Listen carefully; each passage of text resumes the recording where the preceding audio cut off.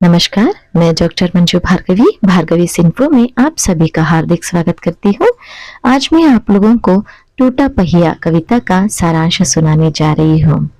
धर्मवीर भारती की यह कविता टूटा पहिया प्रतीकों के माध्यम से जीवन, संघर्ष, साहस और विस्तृत के महत्वपूर्ण प्रश्नों को छूती है। यह कविता आत्मबल, आत्मसम्मान और व्यर्थ समझाने वाले अस्तित्व की उपयोगिता पर आधारित है।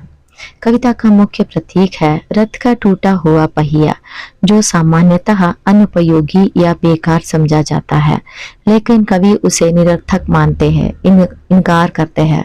वह इसे संघर्ष और साहस का प्रतीक बनाकर प्रस्तुत करते हैं।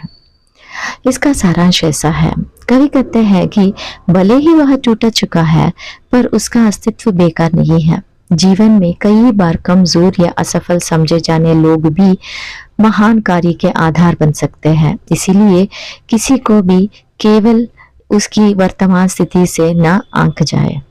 आगे कवि बताते हैं, महाभारत के अभिमन्यु का उदाहरण देते हुए वह वीर युद्ध जो अकेले चक्रव्यूह में घिर गया था। कवि कहते हैं कि जब ऐसे किसी नायक को ऐसी कोई साधना न मिले, वह टूटा हुआ पहिया उसका हथियार बन सकता था। यह एक संदेश है कि कभी कभी उपेक्षित चीजें भी नायकों के काम आती है। आगे कवि बताते हैं कि यदि कोई अभिमन्यु उसे टूटे पहिए को उठाए तो वह शक्तिशाली ब्रह्मास्त्रों का सामना भी कर सकता है।